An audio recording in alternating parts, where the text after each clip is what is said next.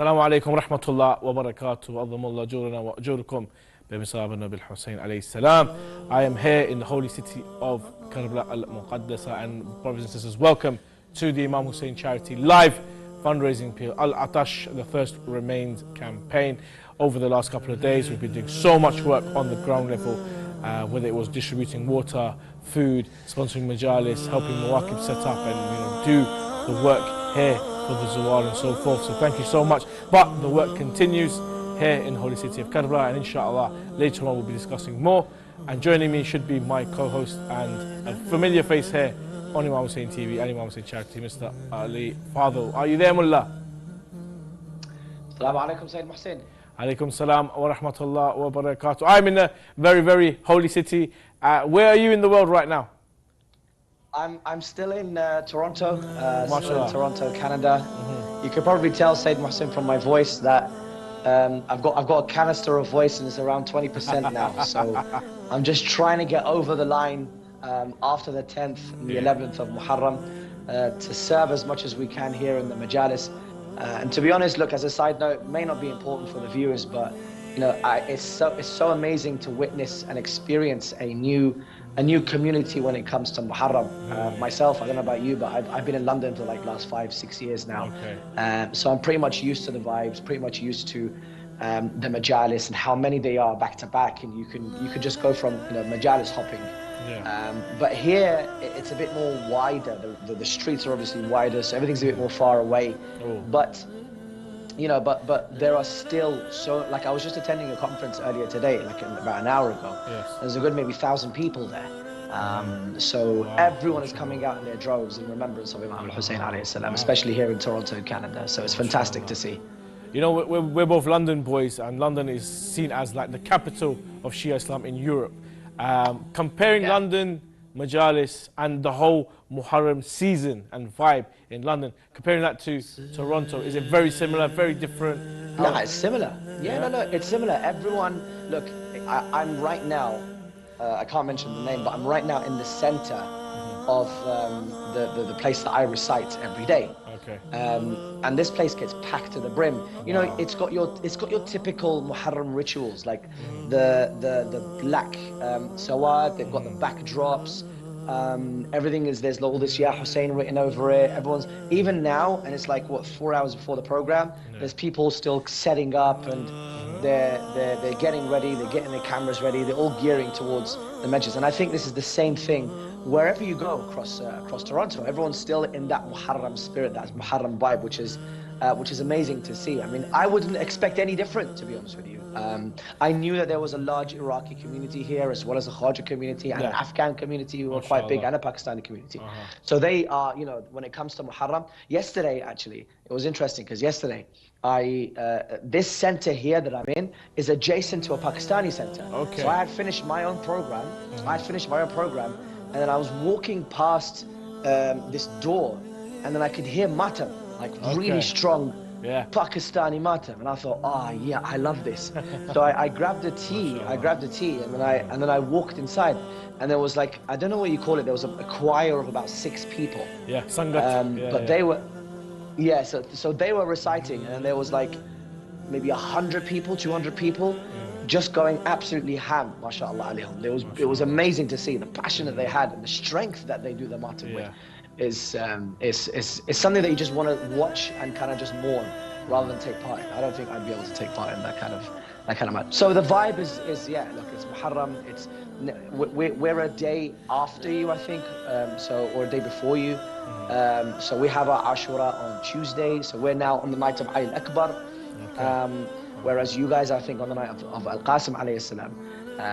But yeah, the spirit is still alive here. The vibe is very Muharram, Ashura spirit, which is fantastic to see. Fantastic. In terms of the community, and this is what we're doing here at Imam Hussein Charity, we're always trying to promote charity and giving and so forth. Is Canada, is it a giving community? Is it a community that recognizes the importance of those who are in need of our help and those that we are supporting here in the holy city of Karbala? To be fair, I haven't come across different charities, but I don't think they are. And I'll be quite frank, I'll be quite honest. I don't think it's unfortunate, but people don't know much about Imam Hussein Charity's work. We're great in the UK, we're great in Iraq, but one thing that we need to focus on is kind of the North America. It's really unfortunate that we need to get the message of Imam Hussein Charity and the uniqueness of the charity to these people. Why? Because the unique thing about Imam Hussein Charity, and we mentioned this yesterday, and I think we've got a bit more time to discuss this more. The unique thing about the charity is that they are taking care of the less privileged through the majlis of Imam al-Hussein. Do you understand what that means? So this is not like, oh look, I see a poor person, I give them money. No, I see a poor person, but I'm holding a majlis, I'm paying towards a majlis. So that not only do I just give this person, like on one side you're giving them money, you don't know what he's going to do with it, he might buy food, he might do something else with it, fine. But with creating a majlis, you're doing a number of different things. Number one, on a physical level, you're giving them the sustenance that they need. Be it food, water, drink, whatever it is that they're serving on that day. That's on a basic surface level. On another level, you're giving them safety and protection. Because when you're in the majlis, especially when it comes to the majlis of Imam Hussein in Karbala, when you're in the majlis, it's almost like there is a karama about you being a zayr of Imam al-Hussein. Yes. There's a dignity about it. So whoever enters the majlis, and everyone's hearts, especially those who are creating the majalis, their hearts are very welcoming.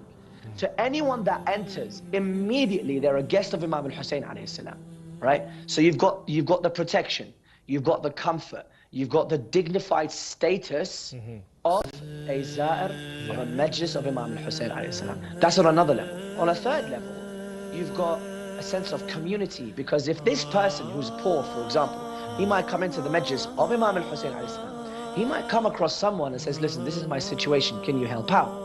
And the guy says, well, what do you exactly need help with? He might just say, you know what, I need a job. On a very basic level, I might need a job. Can you get me a job, something to work with? And then that could create more opportunities. So that's why it's so unique, it's so beautiful what Imam Hussein Charity are doing, especially in Karbala. It's, yes, we're giving out water, no problem. People come, collect, they go, right?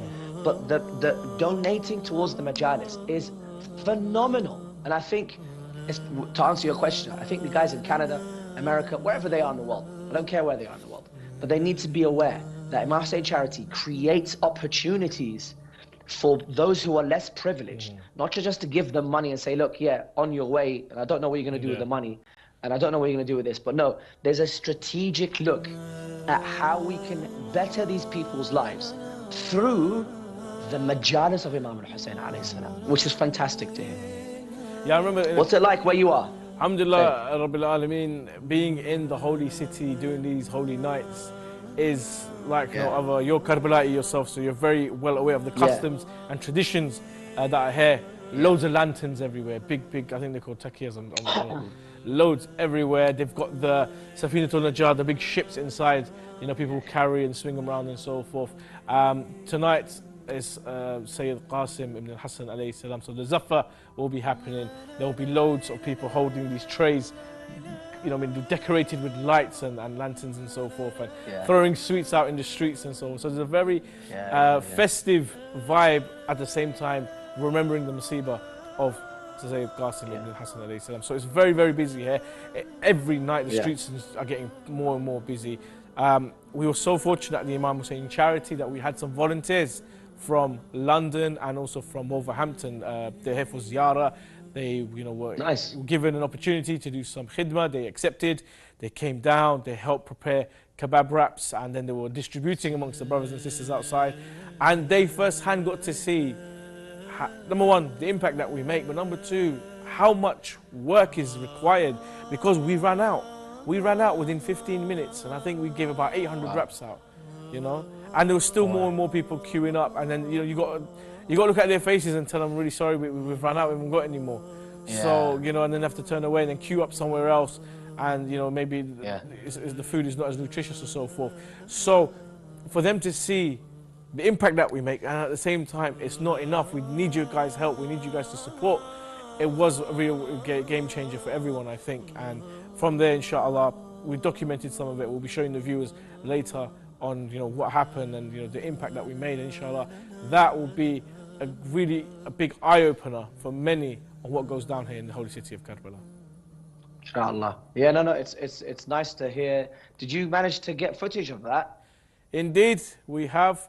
We've got footage, and inshallah, we're going to show it in this episode later on once the producer gives me the go-ahead. But a quick reminder to all the viewers of the packages that we have. We have the water campaign, we have the Tabarruk campaign, sponsoring a majalis where we'll actually sponsor a khatib, a reciter to come, give a lecture, another reciter, Radhu, to come and recite the Nohas and the Latimiyat, inshallah. And we are sponsoring the Muwakib here in the holy city of Karbala and throughout the Arba'in period also, where Muwakibs can set up their stores, electricity, gas, whatever they need, and then continue to distribute the Tabarruk to Abu Abdullah Hussain alayhi salam. So if you guys want to get involved, www.imamhussaincharity.com, or the QR code I think is there somewhere. It's underneath it. There's a QR code there. Scan the QR code and you have the Sadqa app, and you can, all the campaigns updated are on there, and you can easily use your Apple Pay, Google Pay to pay there. Fantastic. Yeah, look, I mean, you mentioned a few things which is interesting, especially when it comes to the Zephyr. People might be listening to you thinking, what do you mean sweets, and why is it festive? Yeah. I think it's important to give a bit of a background as to why. Look, Karbala is amazing because Karbala is the focal point, the focus point when it comes to the rituals associated to Imam Hussain alayhi salam. They've been doing it for years and years and years. And actually, interestingly, the Karbalais that we see abroad, they've taken their rituals from what they were doing 30, 40, 50 years ago, and they've taken it to their countries. So you'll find in London, they'll have a Qassim, a reenactment of Qassim coming out with young boys holding those trays and wearing white. You'll find the exact same thing happening in Karbala. Here in this masjid, they've done something quite similar, and I'm pretty sure I've seen in Australia, I've seen in New Zealand. Everyone wants to do the reenactment of Qassim. Now, what is that? Someone might ask, what is that? What's going on? Look, on a basic level, Qassim alayhi salam, we understand from the narrations that he was of the age of around, say, 13, 14, 15. So in those days, that was the age of marriage. Now, of course, his mother had brought him up. Qassim, first of all, was the son of Imam Hassan alayhi salam. And Qassim wasn't just the only son that was sacrificed on that day. There was a number of sons of Imam Hassan alayhi salam that gave their lives for the cause of Imam Hussain alayhi salam. Now, what happened then is that because he was at the age of marriage, right, in a way, we're mourning the fact that he was supposed to get married, or he's in the age of marriage, and therefore the Zephyr is like to say, we're welcoming his marriage. It's a tribute. That's in the literal. Yeah, it's a tribute. In the literal sense, the Zephyr is you kind of congratulating and welcoming the marriage, like an introduction. So this is like him announcing that he's going to get married, and essentially his friends or his family members, they're behind him to say, look, good luck, and we wish you all the best, right, with your new path in life. So Zeffat al-Qassim means that instead of him walking out with his bride, for example, I'm not talking about the Karbala, I'm talking about at his age, him being a new groom, him getting married, and him moving forward with his life. Instead of that, we get him being butchered. We get him being murdered. We get him, being the mercy of swords and spears and arrows, right? So instead of, and again, these small traditions like henna, for example, in the narrations, in the poems that we hear, instead of henna, you're covered in blood, right?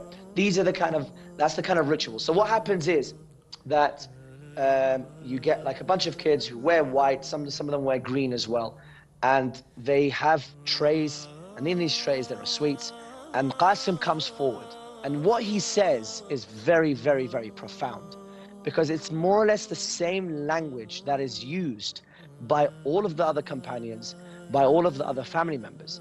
And he says, لَقَدْ ضَاقَ صَدْرِي وَسَئِمْتُ الْحَيَاةِ. He says, my chest has been tightened, and I've had enough of this life. He says to Imam Hussein alayhi salam, do you not see طفل الرضيع that the milk has dried from his mother? There was nothing for him to be sustained with. Do you not see the children crying out, al-atash, al-atash? This is him talking directly to Imam Hussein alayhi salam.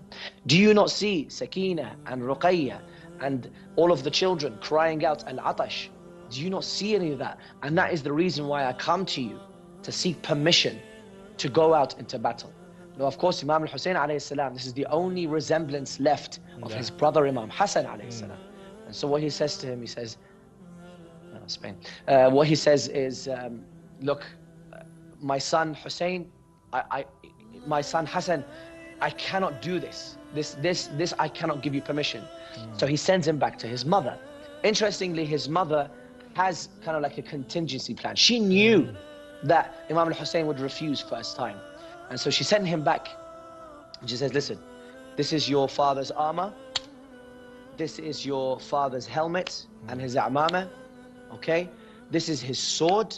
And this is a letter, handwritten by Imam Hussein, by Imam Hassan alayhi salam. You go give this to your uncle and see what he says. And that's where Qassim then comes out. And imagine a 14-year-old, a 13-year-old, Syed, a 13, 14-year-old whose sword is heavy to pick up. These swords aren't a joke. War is not a joke, brothers and sisters. These swords are very heavy to pick up. He's dragging it across the sand, trying to reach his uncle. And then he tells him, look, uncle, my mother sent me. This is my father's armor. This is my father's helmet. And this is his sword. And this is a letter. In the letter, and it said, Imam Hussein alayhi salam, there will be a day. And that's why we have to reiterate, La yawm ya Aba Abdullah. There is no day like your day, O Imam Hussein alayhi salam, right? And he says to him, there is no day like your day, Imam Hussein. Although I cannot be there, I'm going to be sending my children with you, my sons. One of them is Qassim and Hassan, who will be able to help your cause. And so he gives him permission. The next thing that he says, Qassim alayhi salam, the conversation that Imam Hussein and Qassim had, and this is something that we can take into our lives. He says, how do you see death? Qassim, a 14-year-old, 13-year-old, 15-year-old, young man, how do you see death? And then he says, Qassim says to him, in your way, in your cause, I see death sweeter than honey. That is the conviction that he had for the cause of Imam Hussein alayhi salam. That's the determination that he had for the cause of Imam Hussein alayhi salam, which is fantastic, right? So then he goes, okay, then he comes out into the battlefield. When he comes out into the battlefield, he says some very profound words. And I don't mean to get too much into this, but I think it's important just to give an introduction. He says some very, very profound words. He says, إِن تُنْكِرُونِي فَأَنَا نَجْلُ الْحَسَنِ. If you are ridiculing me, because don't forget, he's a 14-year-old. People are looking at him thinking, is this what Imam Hussein, is this who Imam Hussein is sending out into battle? A 14-year-old. And then he says to them, well, in tunkiruni, if you ridicule me, then know that I am the son of Hassan. Sibt al-Nabiy al-Mustafa wal-Mu'taman. I am the grandson of the Holy Prophet, the chosen one. Right? هذا حسين كالأسير المرتهن. Here is Hussein, like a captive in these strange lands. بين أناس لا سقوا صوبا وزن. Between these people who have no mercy towards this man who is the grandson of the Holy Prophet sallallahu alaihi wasallam. And then he goes out into the battle, and the story we can tell the Masa'ib inshallah later on in the show. But that's a bit of an introduction to Imam Al-Qassim ibn Hassan. Syed, sorry to take too much of your time. No, I thought I was just rambling on, but no, it is vital that our viewers understand the story and also the traditions that we have in Karbala. And mashallah, for you guys who want to get involved in giving back to the Majlis of Abu Abdullah Hussein and giving back to those who are here in the holy city of Karbala, you guys can get involved by donating water. You can get involved by donating food as tabarruk. You can get involved by supporting and hosting majalis. You can get involved by supporting and aiding the Muwaqib here in the holy city of Karbala.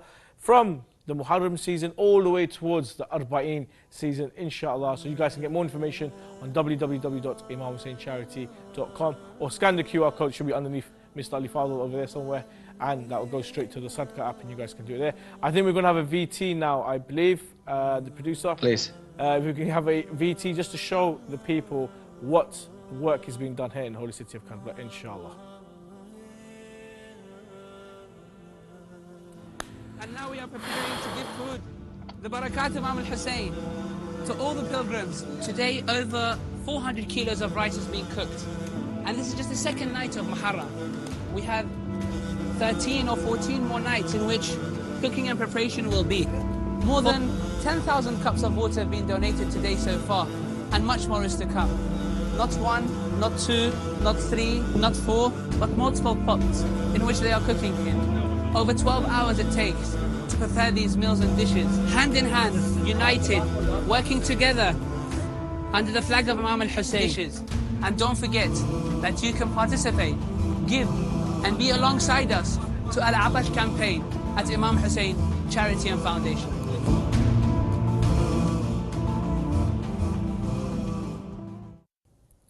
Yes, there was my brother in serving Abu Talib there, showing the different types of mokibs that we are working with, and also delivering and distributing food towards the Zawar and also those attending the majalis of Abu Abdullah Hussain alayhi salam. For those of you who are joining right now, you are watching Imam Hussain Charity live appeal Al-Atash, The Thirst Remains, here from the holy city of Karbala, where we are doing the groundwork for helping those destitute families and those who require your help and aid here in the holy city of Karbala. You guys have been supporting us with distributing water, with distributing food in Tabarruk, by sponsoring majalis, and also by helping the mawakib here and around the city to continue to spread the love and message of Abu Abdullah Hussain alayhi salam. But the work is not over. There's still so many people who are trying to come to these majalis. There are so many people who are coming from all over Iran, the Middle East, Pakistan, India, Turkey, people from as far as America and Europe. All over the world, people are coming to show their support and their love and their dedication and commitment to Abu Abdullah Hussain alayhi salam. And all of these people require your help. It is so hot in Karbala, I cannot tell you. It's 43, it's like 38 degrees, 35 degrees at night. So imagine the daytime, it is so hot and people require water. In fact, the Ataba behind me have installed these like water fans which are sprinkling water 24/7. It is that hot. So brothers and sisters, if you guys can get involved, please visit www.imamhussaincharity.com, or you can scan the QR code, the Sadqa app, and try and make this place a lot more feasible and a lot more, I will say, enjoyable for the Zawar here in the holy city of Karbala. I'd like to welcome my co-host Mullah Ali Fadhil, who should be alongside me any second now, all the way in Canada. Mr. Mullah Ali Fadhil, are you there? Yes, I am. Alhamdulillah. MashaAllah. Have they Syed, I just want to say salam to the dear viewers as well, just in case you're just watching now. Syed, have they done anything different when aside from the water sprinkler thing? But has Karbala done anything different in terms of in terms of the Ataba have put some fountains outside with cool water for the Zawar, and I think the whole shrine outside, they've got like these shades with these wires with small sprinklers on them, which are like fanning droplets of water, spraying water all over the Zawar and so forth. Does it work in a way? It does help, but it's I think it's more to refresh the Zawar. So when they walk in, they get like, it's like a spray. It's not even, you can barely feel it, to be honest. So it's just nice, it's a bit refreshing. And if it drops on the floor, hopefully it will cool down the area. There are some fans as well, these big coolers that they have facing. But as you know, the shrine is very well ventilated and kept very cool. So as soon as you walk close towards the shrine, you can feel a gush of cool air coming in. As soon as you give your shoes in, you walk in, it's nice and cool inside. Alhamdulillah Rabbil Alameen. And what about like in and around the shrine itself? Are there like majalis going on regularly? Are they in mokibs? What are they like? I go to the shrine after my final live show and I go towards, and that's roughly 2-3 o'clock in the morning. And I'm telling you, the shrine is busy. It is very busy. And yes, mokibs are coming in. You're very well aware of it. They're coming through the main entrance. They'll have like a sign with some lyrics on it, and they'll be reciting some poetry while giving their allegiance to Abu Abdullah Hussain and so forth. They'll go off towards the side. As they're walking that way, in the Abu Abdullah Hussain shrine, there's like 2 members. On one of the members, there'll be a majlis happening in Urdu or something like that. Farsi sometimes. So there's 2 or 3 things happening at once. And then that mokib comes in and goes off, and then another mokib will start coming in and so forth. So like it's continuously, people are showing their azah and showing their love and dedication and commitment and loyalty to Abu Abdullah Hussain alayhi salam.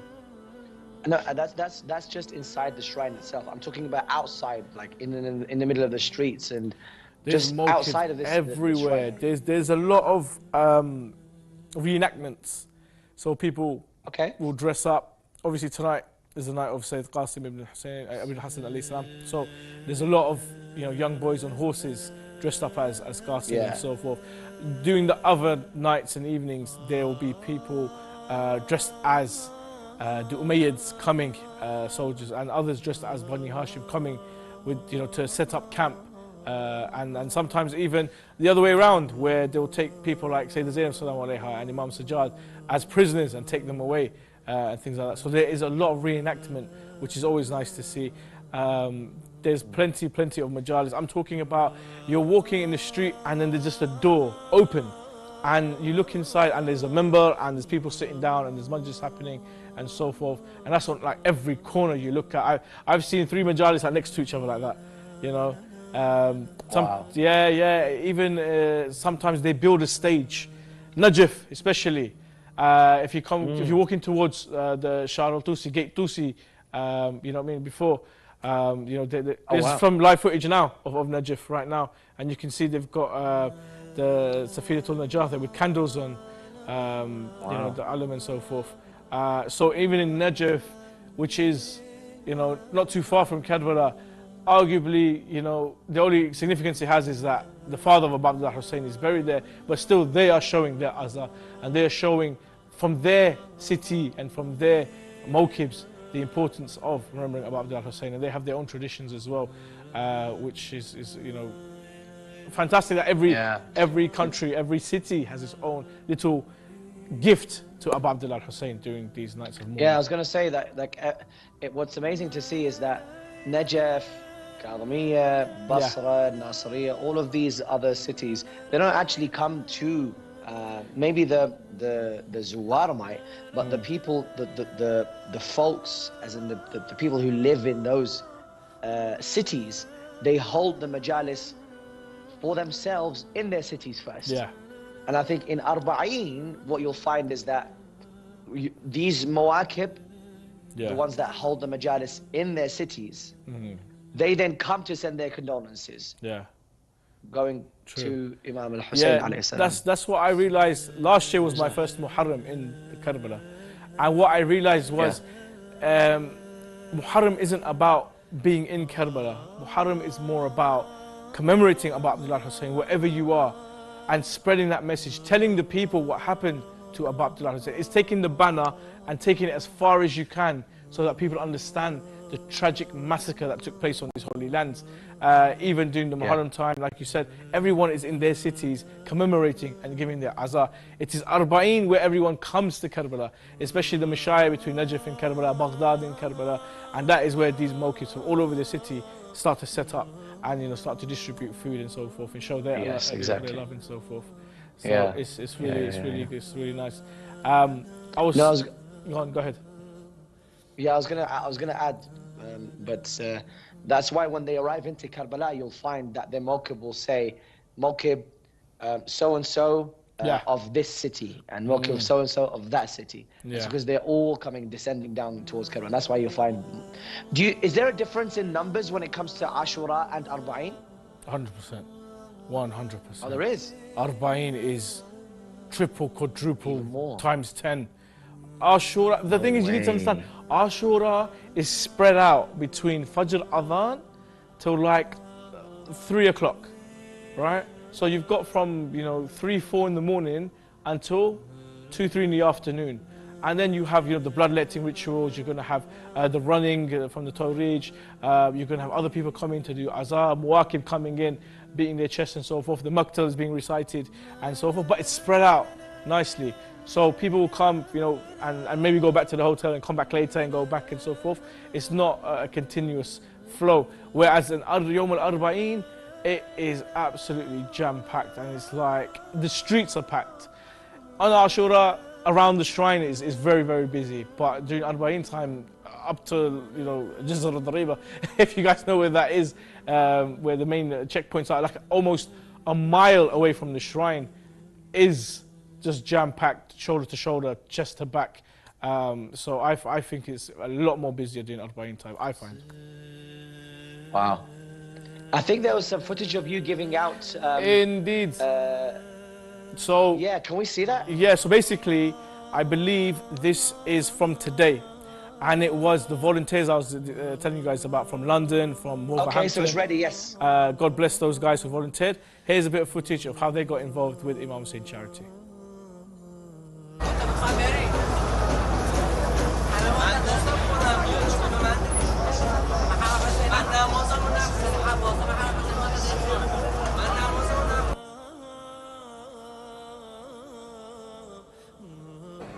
Assalamu alaikum wa rahmatullah wa barakatuh. We are here in the holy city of Karbala distributing, and I'm here with one of the volunteers. Assalamu alaikum, brother. Your name, please? Syed from London. MashaAllah. And why are you here today? This is my first time in Karbala in Ashura, and I've been blessed that I was told this evening that we're going to be doing some distribution and serving the eyes for Imam Hussain charity. And I thought, you know what, I have to bring myself and my family here. And alhamdulillah, it's been an absolute awesome experience so far, serving these tens and thousands of people. Now, you were giving out some food just now. We've actually run out. We have. Yeah, we're going to wait for some more. So how vital is it that people continue to support campaigns like this? People are staying here, on the streets, just to give just to do ziyarah to Imam Hussain alayhi salam. Yeah. They've got nothing to eat apart from organizations such as this, who provide niyaz and food, drinks, etc. And it's important that we give to charities like this so we can serve the zawar of Imam Hussain alayhi salam. That's it. Can you describe the feeling of being here in Karbala during Electrifying. the Muharram period? As in, we hear about the stories in our mosque, we commemorate wherever we are, but being in the holy city, the exact places where these tragedies took place, what's it like? You can't explain it in words. It's intense, it's electrifying, it's energetic, it lifts your soul, purifies your soul. But at the same time, it's a very calming, tranquil experience, just being next to Imam Hussain alayhi salam, Hazrat Abbas salam dar alayhi salam, and to be able to do service like this back to Imam Hussain alayhi salam, you feel like this is nothing short of Jannah.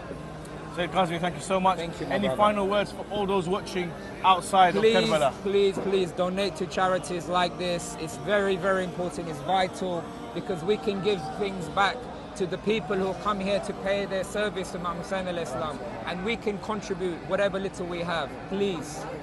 Thank you. Thank you very much. Smashed it. Pleasure. Thanks a lot. You are smashing it.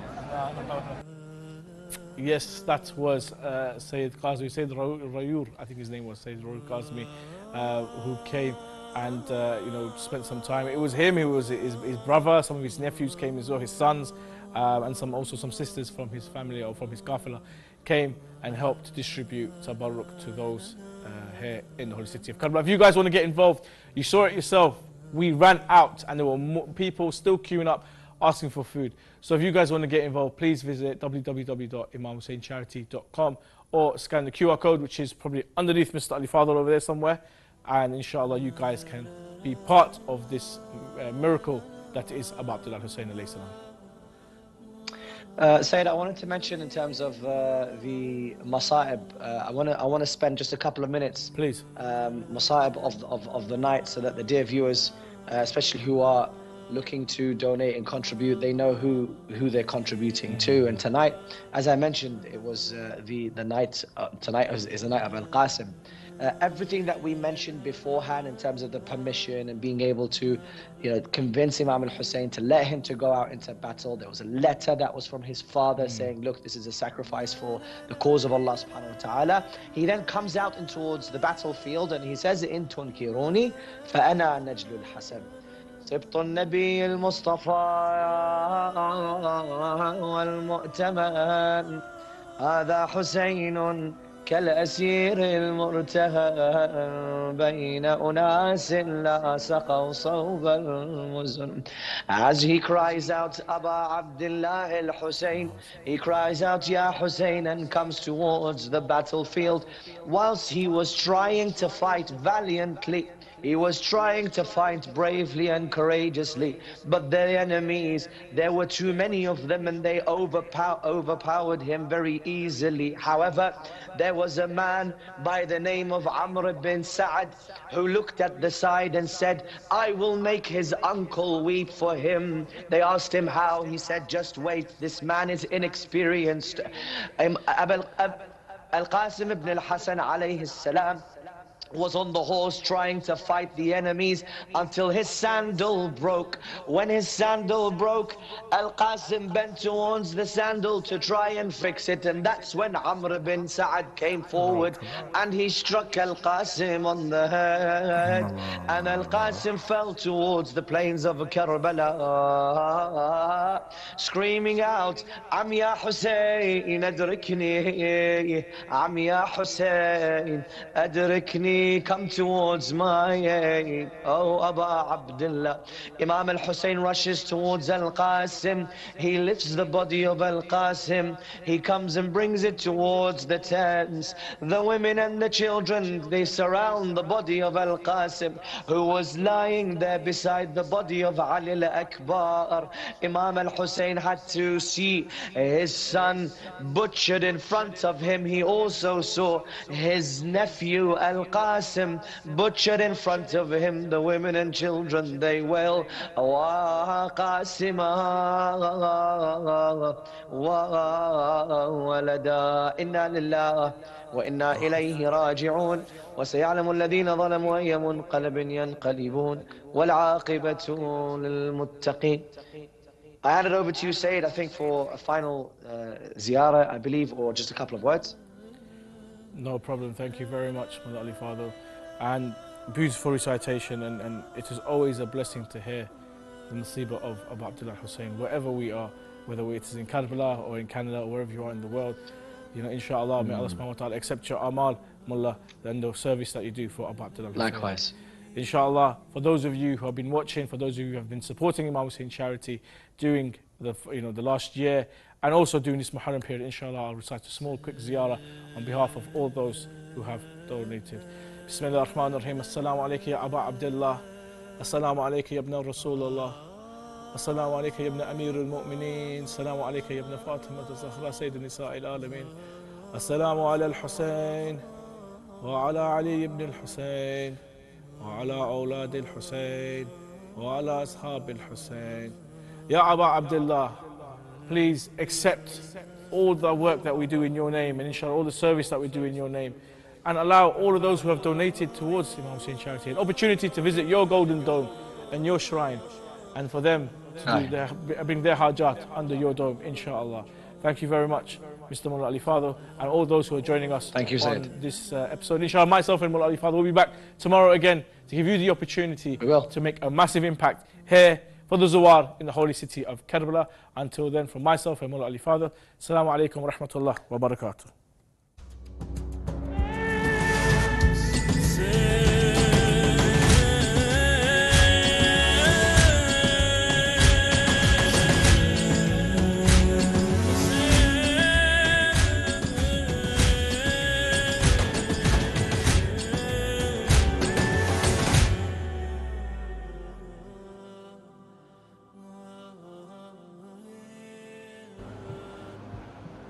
Assalamu alayka ya saqi atasha Karbala.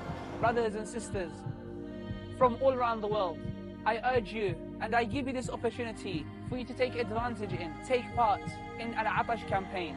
Support, give and donate towards quenching the thirst of the pilgrims.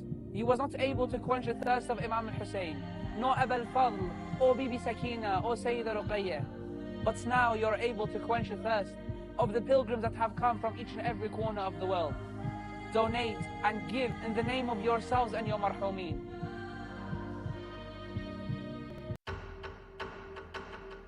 In the heart of London, Imam Hussein Media Group is on the brink of an extraordinary transformation. We are securing a new home, a sanctuary named after the Queen of Karbala, Lady Zainab Salamullahi alayhi, who commemorated Abi Abdullah al-Hussein and spread the message of Karbala. This new complex, spanning 515 square meters, will be the central hub for our 5 channels. A place for filming, editing, broadcasting and gathering as a community. With a cost of £1.5 million, we invite you to be part of this new chapter. Each square meter will cost £2,900, but every contribution counts. One share is £290, or even one brick is £50. Your donation will not only build this sanctuary, but also secure immense reward in this world and the hereafter. Every show produced, every message broadcasted will be a source of thawab for you and your families. By helping us secure this building, you are paving the way for millions to connect with Karbala and the message of Imam Hussain alayhi salam through our channels. Join the ranks of the lovers of Aba Abdullah. Be part of this noble cause. Donate today and make a lasting impact on Shia media globally.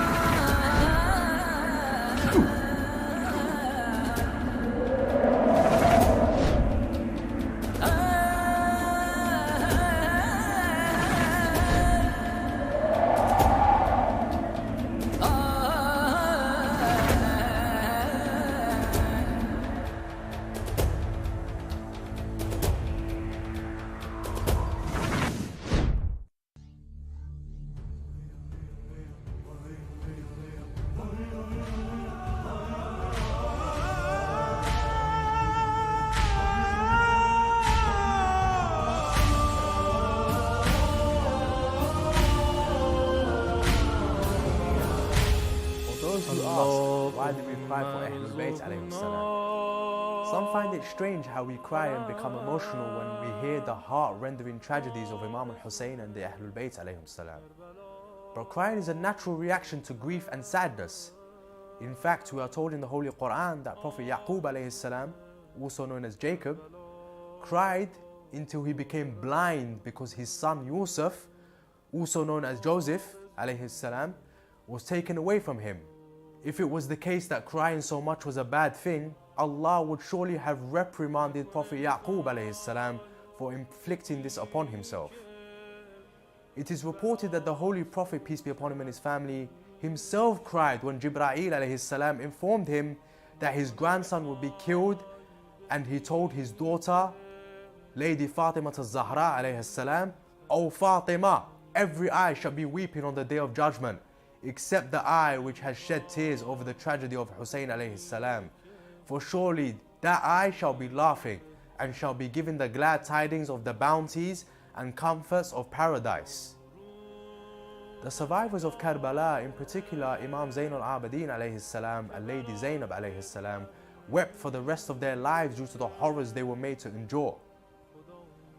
When he was asked what the believer would benefit from crying for his father, the Imam replied, every believer whose eyes shed tears upon the killing of my father and his companions such that the tears roll down his cheeks. Allah shall accommodate them in the elevated rooms of paradise. But crying is not just reserved for the tragedy of Imam Hussein alayhi salam. Even though it is the greatest of calamities, we are encouraged to weep for each of the 14 infallibles alayhim salam and their oppressed companions. For instance, in the ziyarat of Imam al-Rida alayhi salam, we say, peace be upon the one who asked his family to mourn him even before death reached him. The line comes directly from a hadith where Imam al-Rida alayhi salam said, when I received the order to be extradited from Medina, I gathered my family and asked them to mourn me. Furthermore, Imam al-Sadiq alayhi salam said, Imam al-Baqir alayhi salam asked me to gift a certain amount of money from his wealth to a group of women who would mourn him in Mina during the days of Mina for a period of 10 years. So you see, crying is seen as one of the best forms of mourning and is an act most recommended to us by all the Imams of Ahlul Bayt alayhim salam. Because not only is it a mark of respect, but also it benefits us spiritually. Imam al-Baqir alayhi salam once said, whoever remembers us and as a result tears flow from their eyes, even if the tear may be the measure of the wing of a mosquito, Allah will construct for them a house in paradise and make the tears a barrier between that person and the fires of hell. The Ahlul Bayt alayhim salam stressed upon crying so much, they even encouraged their followers to pretend to weep if they were unable to. Some people may have an eye condition which may prevent them from shedding tears, or they may try to cry and be unable to. But Allah in His mercy has made the reward of a person who feigns weeping for the Ahlul Bayt the same as the one whose tears flow. This is shown through a hadith where the Holy Prophet, peace be upon him and his family, recited some verses of the Quran, and the companions began to cry, all except one young man. The man confessed to the Prophet, I did not shed any tears, but I imitated the act of weeping. The Holy Prophet, peace be upon him and his family,